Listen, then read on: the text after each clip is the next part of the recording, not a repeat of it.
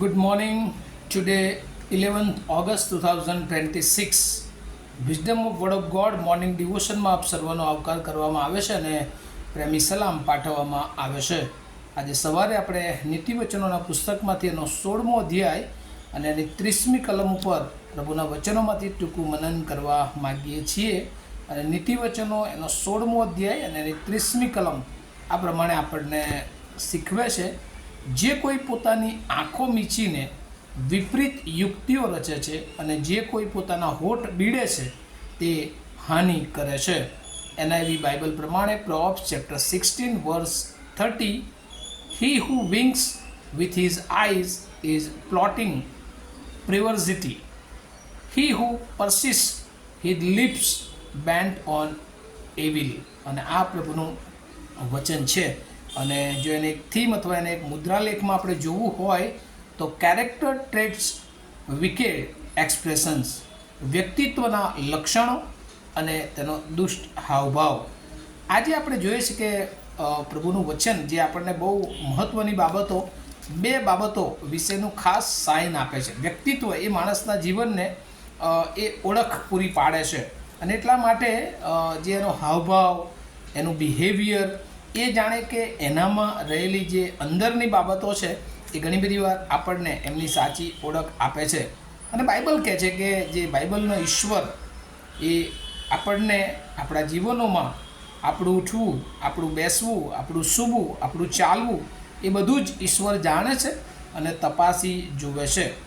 અને એટલે બીજા અર્થમાં કે આપણી દરેક બાબતો પર એ ઈશ્વરની નજર છે અને આપણે ઈશ્વરના નજરથી છુપી આપણા જીવનોને રહી શકતા નથી. અને એટલા માટે આપણા જીવનમાં એ બિહેવિયર, વર્તન અથવા હાવભાવ એ બહુ જરૂરી બાબત છે. અને અહીંયા બે બાબતો વિશે કે જે દુષ્ટનું વ્યક્તિત્વ અથવા તો જેનામાં દુષ્ટતા છે, શેતાને જેમને પોતાના હાથા બનાવ્યા છે, એવા લોકોમાં એ બે બાબતો એ આપણને જોવા મળે છે. એ કંઈ લખ્યું છે, જે કોઈ પોતાની આંખો મીચીને વિપરીત યુક્તિઓ રચે છે. અંગ્રેજીમાં લખ્યું છે, he who winks with his eyes is plotting perversity.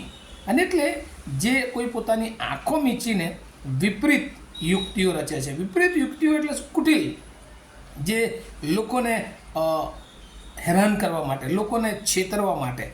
અને એ યુક્તિઓ એ જાણે કે દુષ્ટ માણસનું કામ છે, એ ઈશ્વરના બાળકોનું કામ નથી.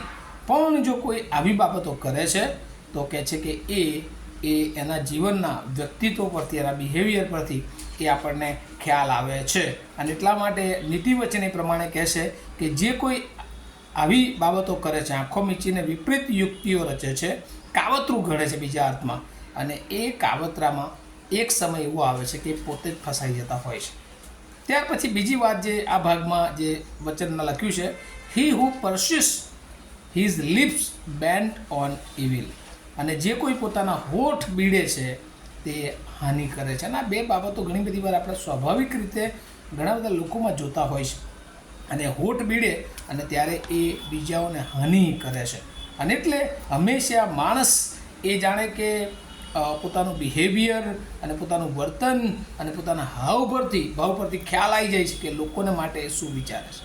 પ્રભુનું વચન આપણને એ કહે છે કે ઈશ્વરે આપણને જીવન આપ્યું છે. એટલે આપણું બિહેવિયર એ હંમેશા લોકોને વૃદ્ધિ આપનારું હોવું જોઈએ, લોકોના જીવનોમાં એ મદદરૂપ થનારું હોવું જોઈએ. નહીં કે વિપરીત યુક્તિઓ અથવા તરકટ રચીને આપણે બીજાઓને માટે એ જુદા માર્ગો તૈયાર કરવા જોઈએ. અને એટલે વ્યક્તિત્વના લક્ષણો અને દુષ્ટ હાવભાવ એ બહુ જરૂરી છે કે વ્યક્તિત્વના લક્ષણો એ એના જીવનમાં આપણે જોઈએ છે. કારણ કે ઘણી બધી વાર આપણે ઘણું બધું સારું એ જીવન જીવતા હોય અને એની અસર એ ઘણા બધા લોકોના જીવનો પર પડે છે. પણ ઘણી બધી વાર આપણી જે યુક્તિઓ છે, આપણી જે વિચારધારાઓ છે, આપણે જે ઇશારાઓ કરીએ છીએ, એ બધાથી એ ઘણી બધી વાર ઈશ્વરને એ દુઃખ થતું હોય છે. કારણ કે હંમેશા એ આપણે બીજાઓને હેરાન કરીએ છીએ. અને આ જે બાબત છે, આંખો મીચીને વિપરીત યુક્તિઓ રચવી અને પોતાના હોઠ બીડવાની વાત, અને એ તો દુષ્ટનું કામ છે. ભલા એ આપણું કામ નથી.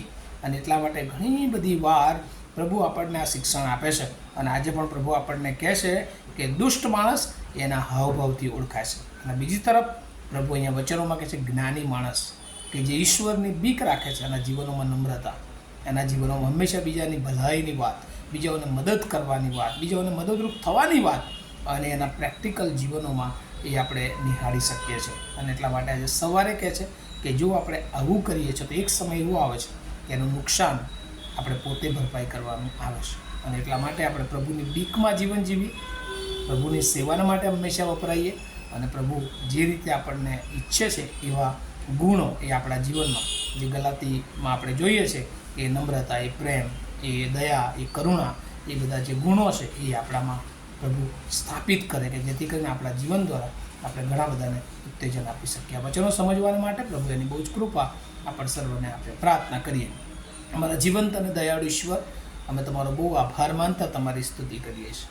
આજનો પવિત્ર અને સાબા દિવસ તમે અમારા જીવનમાં આપ્યો. પ્રભુ આજે સવારે વચન બોલવાને માટે તમારી બહુ જ કૃપા અમે માગી લઈએ છીએ. પ્રભુ તમારી દયા, તમારી કૃપા અને તમારું વિશ્વાસુ પણ અમારી સાથે રાખો. અમે ઘણી બધી વાર જુદી વાણી બોલીએ છીએ, જુદા બિહેવિયર હોય છે, ત્યારે પ્રભુ અમારા જીવનો દ્વારા ઘણી બધી વાર ઘણા લોકોને ઠેસ પહોંચે છે. ત્યારે પ્રભુ એ વચનો સમજવાને માટે, એ વચનો સ્વીકારવા માટે અમને સર્વ કૃપા આપો. મારી પ્રાર્થના ઈસુ પ્રભુના નામમાં સાંભળો, તેનો સ્વીકાર કરો. Amen. Have a nice day to all of you. Thank you.